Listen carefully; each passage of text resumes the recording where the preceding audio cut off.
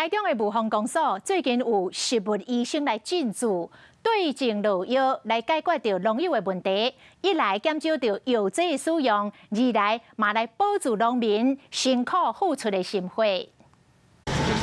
进入观察农作物的生长，看敢有倒位无正常。为了帮助农民生产高品质、安全的农产品，雾峰区公所最近就安排食物医生进驻公所，替农民解决问题。免费的咨询站让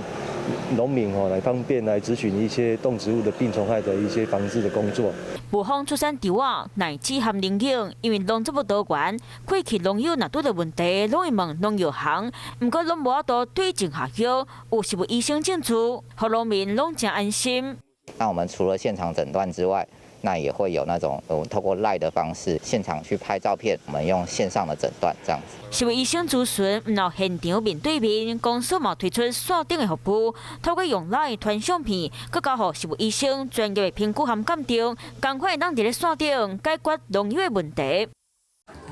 华视新闻看起来，赶快订阅我们的华视新闻 YouTube 频道，欢迎按赞、订阅、开启小铃铛，最新最及时的资讯要提供给你。